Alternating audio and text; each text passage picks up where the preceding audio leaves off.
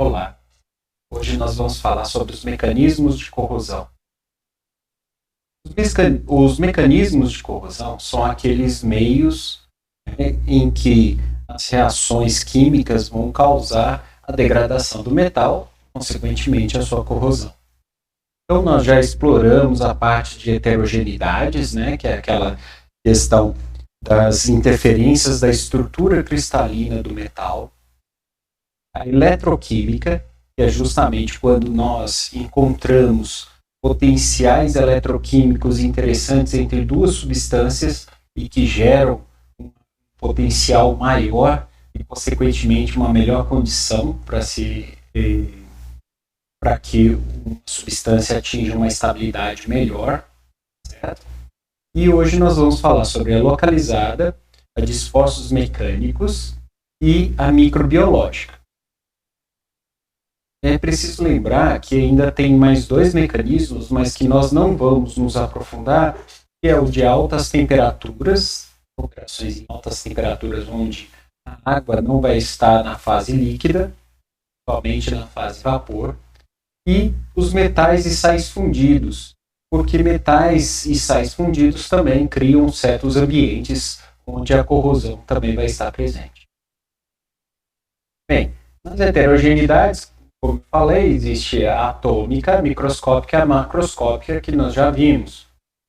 Então, por exemplo, o fato de nós termos um prego aqui, essa parte, daqui é uma solução, onde eu coloquei naftaleína junto com o que a gente chama de azul da Prússia, tá certo? Que é um ferro cianeto. E assim a gente pode observar que nas áreas catódicas, você tem a formação rósea da naftaleína, ou seja, eu tenho aqui mais a oxidação da água, tá? Onde a água vai se quebrar em H+, e hidroxilas. Já nos pontos onde eu tenho as heterogeneidades, ou seja, onde eu mudei parte da minha estrutura cristalina e deixou mais sensível aquela parte, nós vamos ter o que a gente chama de região anódica, que é onde que a corrosão vai se iniciar. Então, por exemplo, aqui eu cortei para formar a ponta do prego. Então, eu moldei a cabeça do prego. E aqui a gente mostra aqui a dobra do prego. Então, todas essas áreas onde houve alteração da estrutura cristalina do metal, nós tivemos a corrosão. O outro mecanismo, que eu falei, o eletroquímico, as células eletroquímicas, as galvânicas e as termogalvânicas. Células eletroquímicas são aquelas das reações. As células galvânicas são quando nós temos dois metais em contato, e a termogalvânica é quando eu tenho dois metais em contato e ainda eu tenho o fator da temperatura acelerando o processo corrosivo. Então, novamente, nós estamos nessas soluções alteradas, Então, aqui as de heterogeneidade, como nós falamos, e aqui nós temos com dois metais. Aqui nós temos o magnésio, certo? Então o magnésio está sendo corroído para preservar o prego, já que o magnésio tem um potencial eletroquímico mais baixo que o do ferro do prego. Já aqui nós temos o fio de cobre, que é mais nobre do que o ferro, e consequentemente o ferro vai fornecer elétrons para que o cobre não sofra a corrosão. Então, dessa forma, a área anódica fica concentrada no prego, enquanto o fio de cobre ele fica bem protegido, mostrando que ele é a região catódica. E agora nós vamos falar das localizadas. As localizadas, ela tem três mecanismos diferenciados. Uma delas é a de ação local, a outra de aeração diferencial e a de frestas, que é um caso especial da aeração diferencial e que vai ser uma combinação desses dois mecanismos. Bem, a ação local, como a gente informou, existe sempre algum defeito na estrutura cristalina do metal.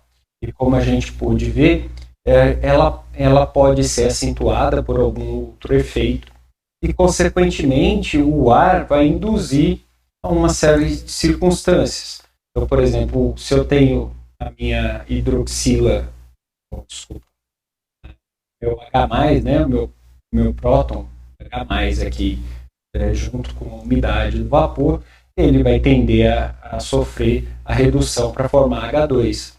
Então, consequentemente, as heterogeneidades elas vão fornecer esses elétrons para essa superfície.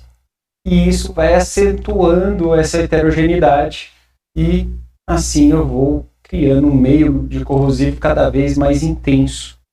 Tá? E isso vai gerando uma série de circunstâncias onde vai se alterando o comportamento do meu metal. Então, por exemplo, quando eu tenho uma gota de água, o que vai acontecer? Na minha gota de água, eu vou simplesmente estar isolando essa superfície do oxigênio da atmosfera. Bem, se o oxigênio da atmosfera não está presente aqui na água, mas ele tem interesse em estar presente, certo? Porque o oxigênio, né, por afinidade das pontes de hidrogênio, ele tem esse interesse de estar próximo da água.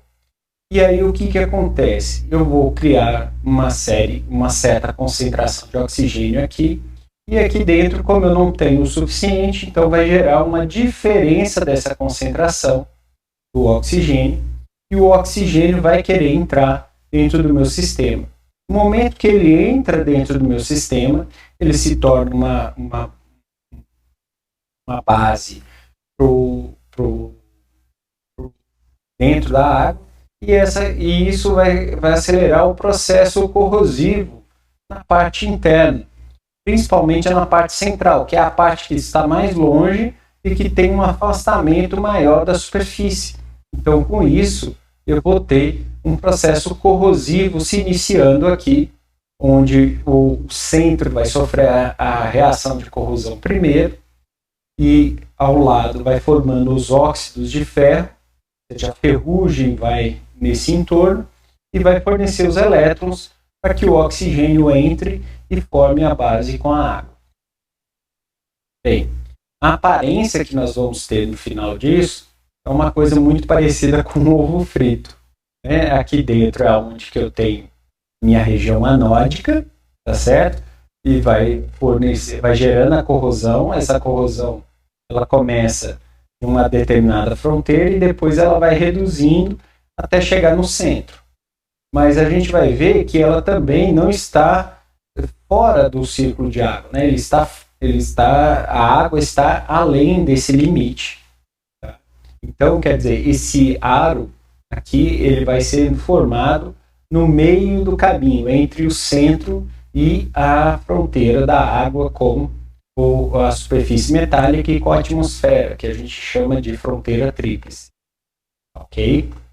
Bem, consequentemente, em situações que a gente tem o metal, uma parte do lado externo e uma parte, né, colocada dentro do interior de água ou, por exemplo, enterrado, o que vai se suceder? Aqui nós temos uma concentração muito baixa de oxigênio e aqui nós temos uma concentração alta de oxigênio. Então, dessa forma, para o metal não ser corroído nessa parte com a presença de oxigênio, ele vai fornecendo elétrons próximo a essa estrutura. Então, a corrosão vai correndo de baixo para cima, certo? Da região menos concentrada de oxigênio para a região mais concentrada. Então, dessa forma, por exemplo, se a gente tem um cravo, né, um prego, que a gente usa para fixar certas peças no chão, o que nós vamos observar? Nós vamos observar que a ponta desse cravo ele vai tender a sofrer uma oxidação muito mais acelerada do que a parte que está fora da superfície. Quando você tem essa situação de parte da superfície está muito oxigenada e a parte embaixo com menos oxigênio, a corrosão vai ser muito mais acentuada. A gente pode ver nesse caso aqui da parte enterrada. Então, o que acontece aqui? Eu tenho aqui, por exemplo, essa estaca enfiada no solo, onde nós temos uma camada de solo não compactado, aqui uma área de solo bem compactada e aqui o concreto. O concreto ele é bem poroso, então ele consegue armazenar oxigênio. Então, dessa forma, ele consegue fazer com que essa área tenha uma certa oxigenação e essa parte não tem oxigênio suficiente. Então, aqui que vai sofrer a corrosão e não nesse pedaço, porque aqui eu tenho um pouco mais de oxigênio do que esse pedaço que não tem oxigênio algum. E aqui é o princípio que a gente já tinha comentado, né? Aqui nós temos uma alta concentração de oxigênio no solo e aqui nós temos uma baixíssima concentração de oxigênio no solo. Então, dessa forma, nós temos o processo corrosivo acontecendo em duas frentes, uma por conta dessa situação da superfície e essa outra por conta do concreto airado.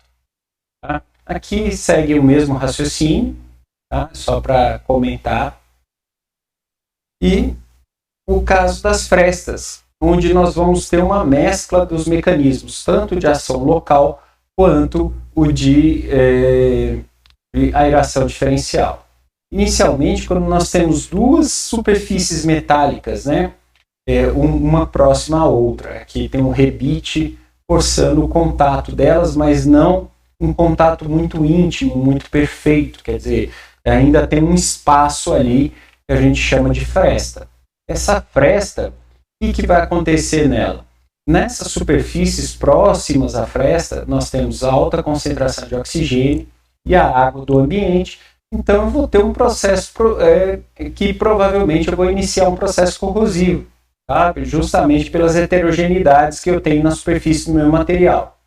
Porém, depois de algum tempo, o que vai acontecer? Como eu vou ter mais oxigênio do lado externo e menos do lado interno, então o que vai acontecer? Esse lado interno aqui vai propiciar com que a oxidação se concentre na fresta, dentro da fresta, e não do lado de fora. Então, dessa forma, eu vou preservar meu metal externamente, mas por dentro ele vai estar sendo corroído.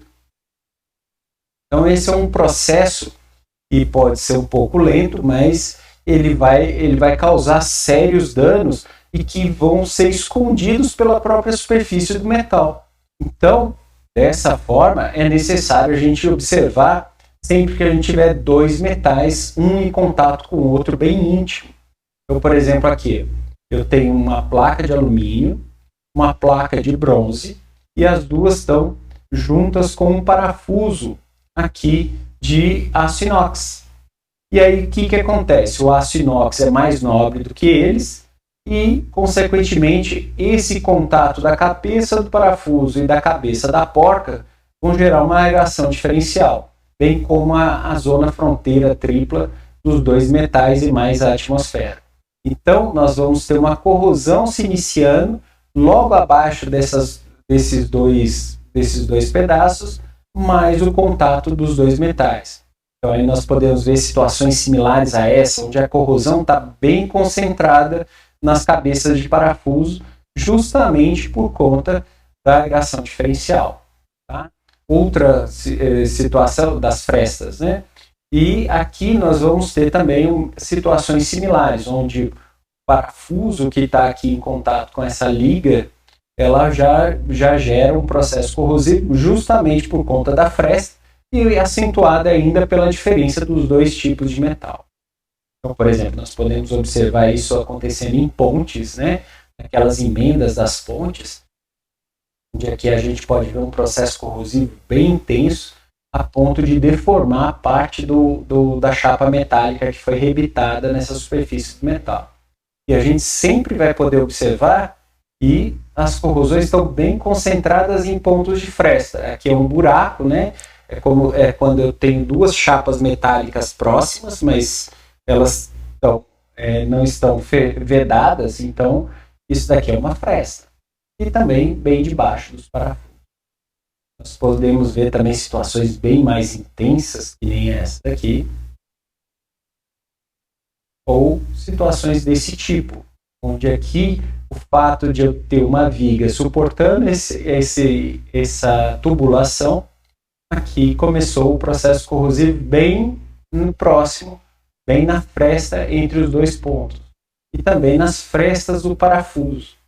Podem ver que a corrosão está toda concentrada nesses pontos.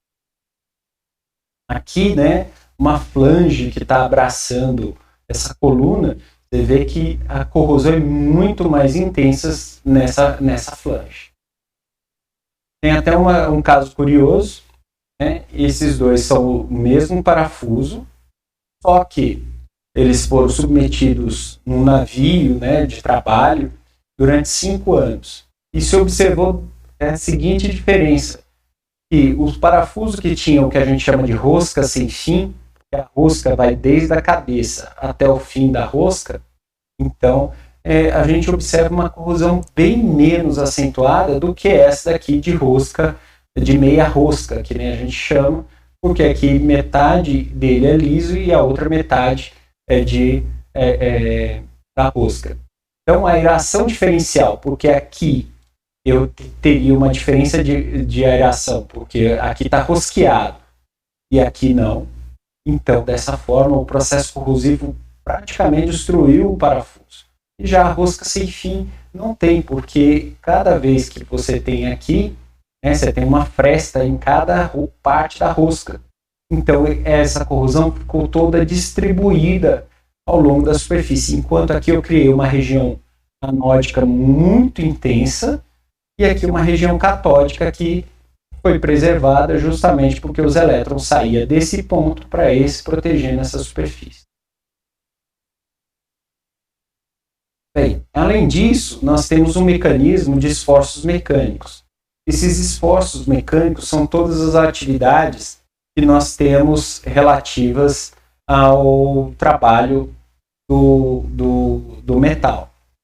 Eu vou até sair um pouquinho aqui de cena para vocês poderem ver. Os mecanismos são erosão, captação, atrito, fadiga e tensão fraturante. Cada uma delas vão ter uma série de características onde nós vamos comentar um pouquinho de cada uma, para justamente porque essa degradação do esforço mecânico, ela geralmente é muito mais rápida do que o processo corrosivo, que nem a gente viu nas heterogeneidades eletroquímica e localizada. Elas são muito mais intensas e, por isso, elas podem ter situações muito diferenciadas, mas que vão estar presentes no processo de degradação do metal. Okay? Então, nós vamos ver aqui o de erosão. O erosão é bem simples, né? Por exemplo, aqui eu tenho uma tubulação. Essa tubulação, eu tenho um fluido passando aqui, por exemplo, água. E aí, o que vai acontecer?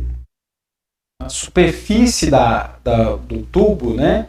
Ele não é 100% liso, ele tem uma certa rugosidade, ou seja, ele tem uma série de reentrâncias. E essas reentrâncias podem, dependendo da velocidade que a água está passando aqui, ela pode estar funcionando num processo erosivo, igual a gente vê, né, aprendeu na geografia, de série de circunstâncias que podem gerar esse problema de erosão. Então, essa água vai aumentando aqui o processo de erosão e ele é bem intenso. Então, por exemplo, a erosão eu posso perceber ela em alguns dias ou algumas semanas. Já uma corrosão eletroquímica ou por heterogeneidade, ela demora meses, anos para aparecer. Já aqui, em alguns dias, eu já posso perceber as alterações, dependendo da velocidade que eu tiver. Então, essa erosão, né, vai causando um processo corrosivo e vai desgastando a superfície do metal. Então, nós podemos ver esses casos aqui de erosão bem intensos da tubulação. Aqui também, né, nesse ponto, né, que é justamente aonde você muda a direção da água, então a água vai bater, vai causar um turbilhonamento muito mais intenso nesse ponto, e aí eu vou ter justamente a erosão. Observem que aqui é a parede do tubo e aqui é a parede do mesmo tubo. Eles deveriam ter a mesma espessura. Só que a erosão já foi tão intensa que ela já deixou essa parte aqui do joelho muito deteriorado. E aqui nós podemos observar a situação extrema de deterioração de um joelho, justamente por essa situação de erosão. Aqui também é uma tubulação de gás, né? Ela sofrendo erosão, uma tubulação de água e uma tubulação de gás. Então a água começou a vazar daqui, justamente pelo contato. Provavelmente deve ter começado por um processo de frestas, né? E os dois estavam bem próximos, mas existia uma distância. E aí provavelmente acabou a erosão da água, né? O movimento da água aqui acabou erodindo muito esse pedaço, até chegar ao ponto que começou a vazar e erodiu também a tubulação de gás. Tá? Esse daqui causou um acidente seríssimo no México, causando a morte de centenas de pessoas. Aqui nós podemos ver, né, erosão numa tubulação também, uma tubulação bem acentuada, né? E essa tubulação é bem grande. Vocês veem aqui a mão de uma pessoa adulta, né, justamente medindo aqui. Vamos observar bombas, né, de água. E aqui tem as turbinas de avião também. Ah, desculpa, isso daqui é uma turbina de avião. Eu estava esquecendo. Essa daqui é uma foto de uma turbina de avião que sofreu erosão. Então aqui, bem acentuada, processo de estar bem nessa parte. Aqui é um outro processo corrosivo que nós vamos falar agora, que é cavitação. O que é a cavitação? A cavitação é um processo onde eu tenho gases que estão dissolvidos na água, né? E esses gases dissolvidos na água, ele vai, como o movimento da água vai pressurizar esse gás dissolvido, então ele vai pressurizando, então ele vai causando uma força nesse ar dissolvido, até formar uma bolha de ar. E essa bolha de ar, como ela está bem forçada, assim, bem pressionada, ela vai funcionar como se fosse um sólido. E aí o que acontece? Quando ela se choca no metal, ela causa a cavidade e aí ela acaba gerando um ponto de corrosão quando ela entra em choque com a superfície do metal. Logo depois ela acaba desaparecendo, mas aí, como o processo é contínuo, então eu vou formando mais e mais bolhas de ar, então essas bolhas de ar vão se aumentando até chegar nesse ponto. Com esse processo, né, eu vou cavando um certo buraco aqui, então é parecido com a erosão, porém a forma que a gente observa esse processo corrosivo, ele é muito intenso, porque ele solta muita energia sonora, então a gente escuta muito o processo de cavitação, parece como se você estivesse jogando areia dentro da tubulação e aquela areia estivesse desgastando o metal. Então aqui a gente pode observar, né, a cavitação em hélices. Aqui, ó, isso daqui é o processo de cavitação, porque aqui, como ela está rodando, né, então é a área que a água escoa por aqui e vai ficando gás próximo a essa parte. Então, com a pressão, né, porque aqui está rodando a alta velocidade, então isso daí vai causando várias cavitações e a gente vai ver a corrosão principalmente nessas extremidades e nesse ponto aqui da minha hélice. Aqui a gente observa o ar formando e escorregando ao longo das beiradas e formando tanto um túnel aqui quanto círculo. Então a gente vai observar corrosões desse jeito assim. Então, tudo isso daqui são corrosões por cavitação. É parecida com as de erosão, tá? Mas elas são bem mais explicáveis do que a de erosão nesse aspecto. A gente consegue observar, porque elas sempre estão se formando no mesmo lugar. Tá? Quando eu vejo erosões concentradas nesse ponto e nesse ponto aqui, elas são todas de erosão. Desculpa, de cavitação. A erosão seria se eu estivesse vendo ela espalhada ao longo dessa superfície toda. Mas o que acontece é que chega um ponto que elas vão se misturar também. Né? Vocês estão vendo que aqui está crescendo, então vai chegando um ponto que a erosão vai se confundir com a própria cavitação. Tá? Então aqui é só para vocês verem um exemplo, né, do vídeo cavitando, é simplesmente um estrangulamento da tubulação. Né? Aqui eu peguei e estou diminuindo o diâmetro da minha tubulação. Então, como ela foi abrupta, essas bolhas de ar aqui, que a gente está visualizando nesse vídeo, são exatamente problemas de cavitação. Tá? Que a cavitação ela foi gerada num processo de estrangulamento da tubulação repentina. Então aqui eu posso ver implicações dentro da tubulação simplesmente por conta da forma que eu observo a minha corrosão. Tá? Então a gente sabe que nesse ponto aqui, que era uma emenda da tubulação, aí a gente pode ver que aqui pode ter sido um processo erosivo, mas esse processo todo é da cavitação. Ok?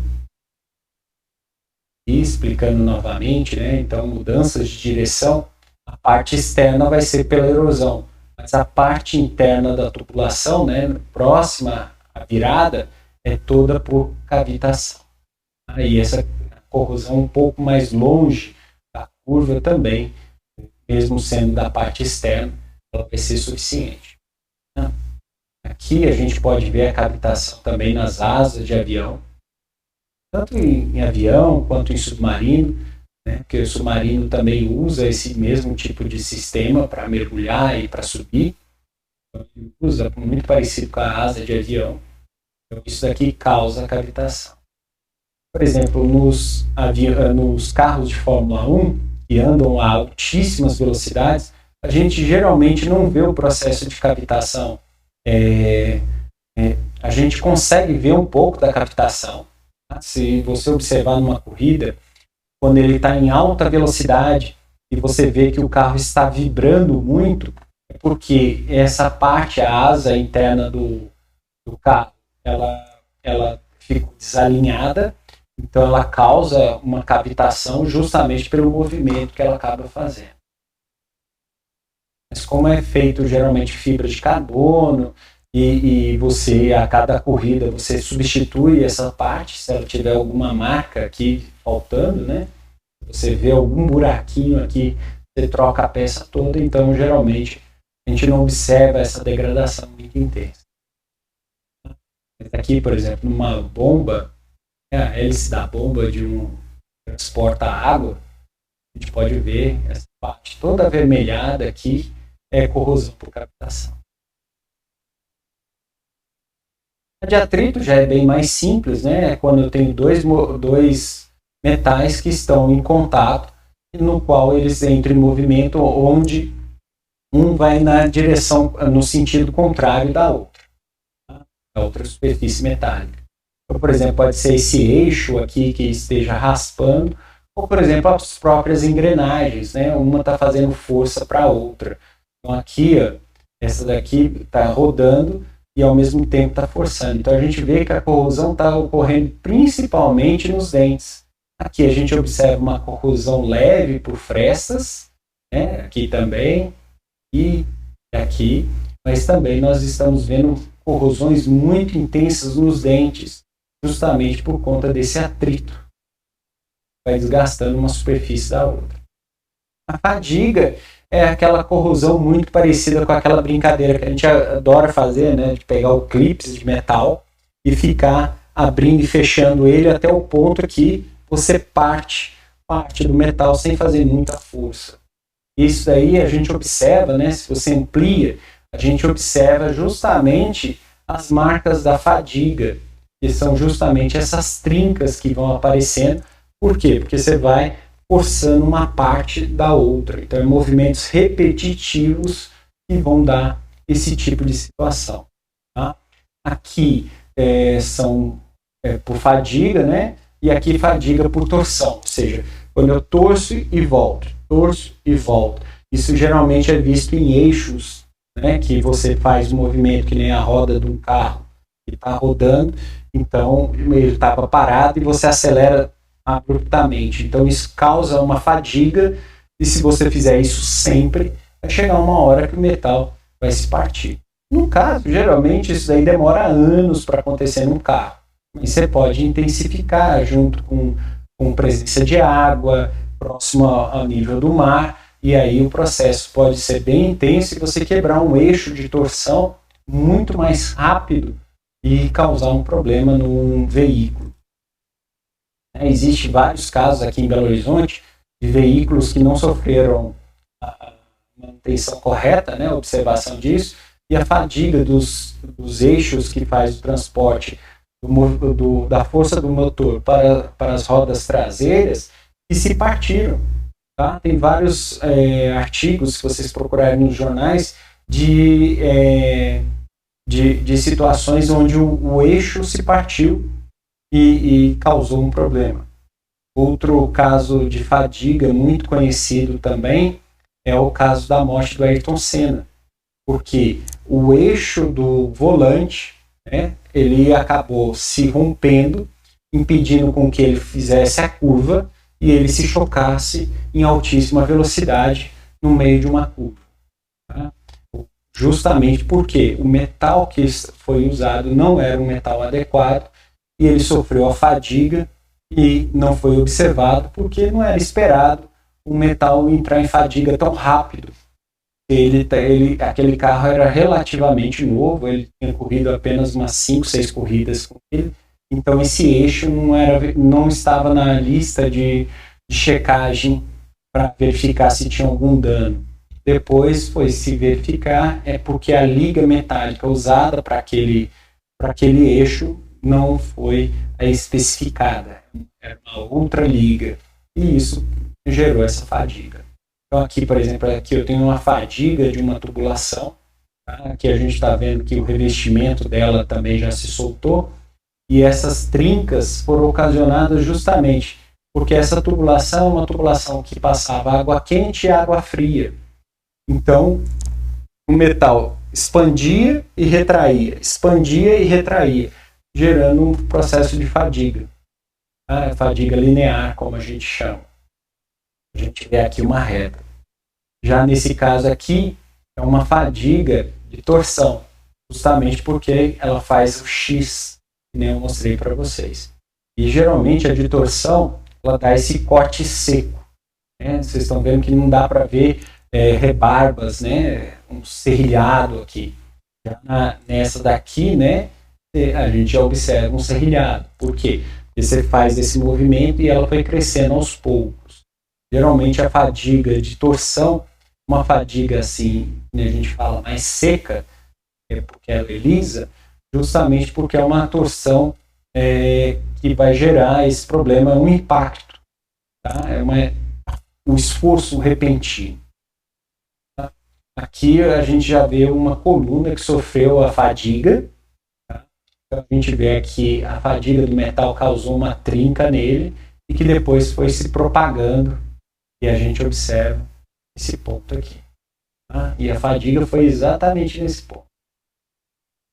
Aqui a gente pode observar, né, a fadiga começou, esse daqui começou da beirada aqui e foi se propagando ao longo do tubo até ele rasgar literalmente. E aqui o fato de eu ter aqui um pedaço perdido também por fadiga, vocês observam essa microfotografia, mostra que é justamente a expansão e retração que eu falei para vocês. A tensão sob tensão fraturante, ela vai gerar dois tipos de corrosão muito específicos que nós vamos conversar nas próximas aulas, mas aqui é bem interessante porque a gente fala que a tensão fraturante é justamente quando o metal sofre um esforço maior do que ele deveria nesse período. Tá?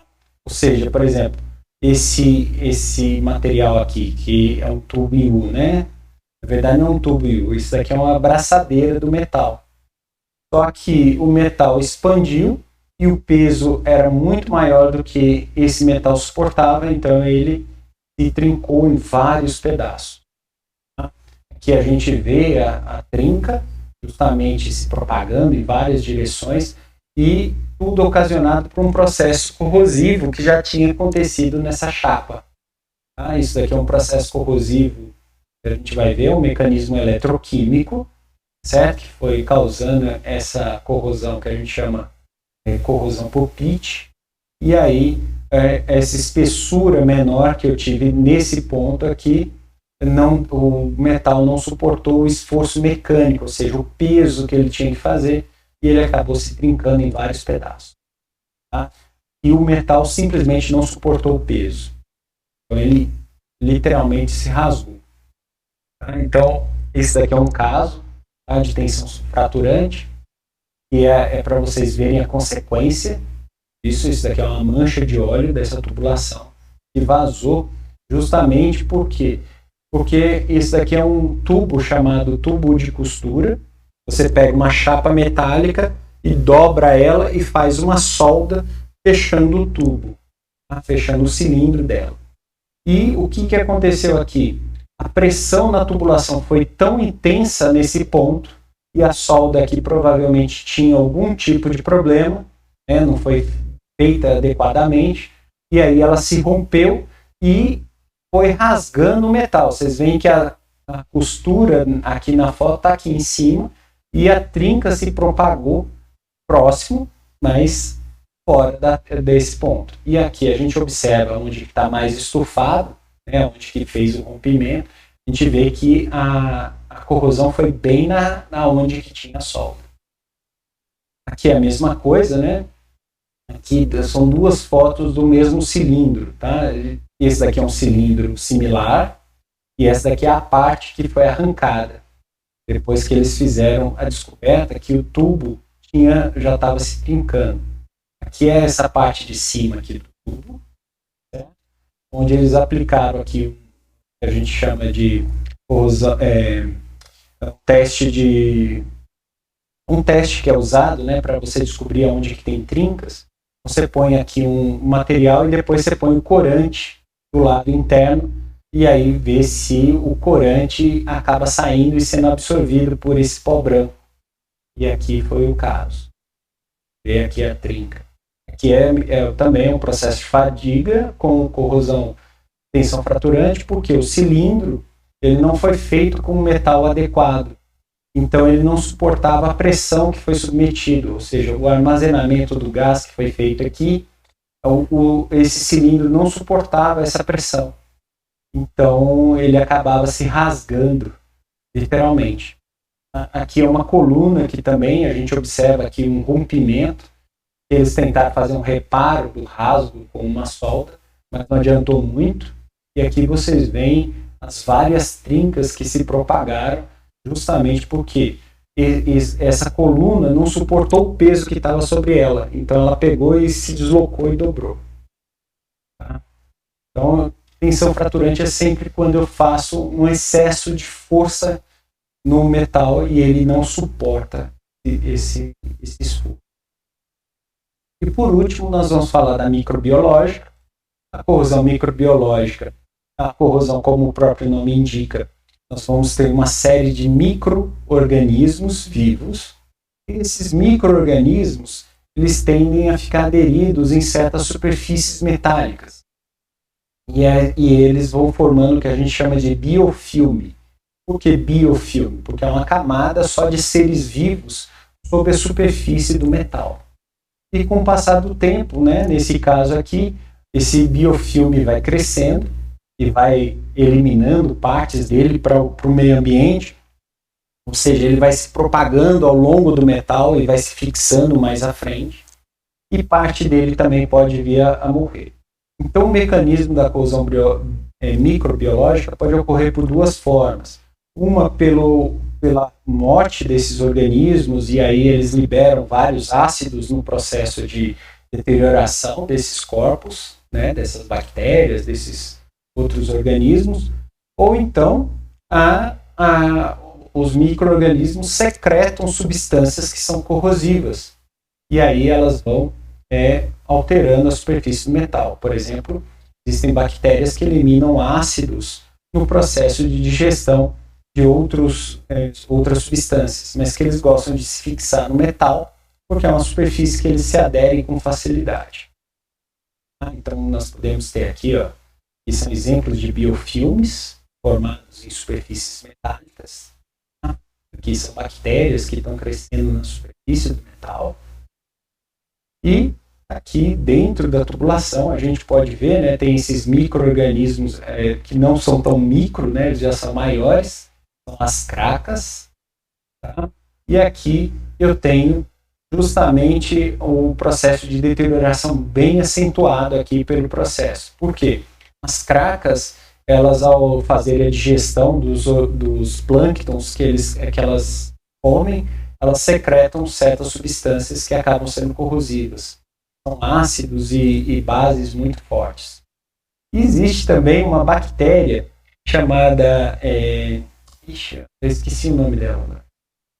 Mas é uma bactéria redutora de enxofre e ela é muito interessante porque ela secreta essas substâncias, fica aderida na tubulação e olha o estrago que ela faz. Tá? Isso daqui é a superfície limpa das bactérias e aqui é uma microscopia mostrando como é que foi o processo anteriormente. Então eu posso ter esse crescimento desses micro-organismos, né? E aqui também você vê esse tom ferruginoso justamente porque essas bactérias oxidam o ferro, certo? E elas literalmente comem o ferro. Tá? Elas pegam, secretam uma substância e tira o ferro da superfície do metal e entra para o organismo e elas processam ele e excretam ele na forma oxidada. Aqui, né, os conchas e outros organismos que vão se fixando nessa corrente. A gente vê que aqui em cima a corrosão é por conta da umidade. Aqui a gente vê pouca corrosão porque aqui é o espelho d'água. Mas aqui, à medida que vai se aprofundando, você vê que tem mais mexilhões e outros organismos que vão causando esse tipo de problema. Então, gente, sobre os tipos de corrosão é isso. Tá? Agradeço vocês aos mecanismos de corrosão. Então, na próxima aula nós vamos falar das corrosões, ou seja, as formas, como é que elas se apresentam. A gente fala morfologia da corrosão. Hoje nós comentamos apenas dos mecanismos. Ok? Obrigado.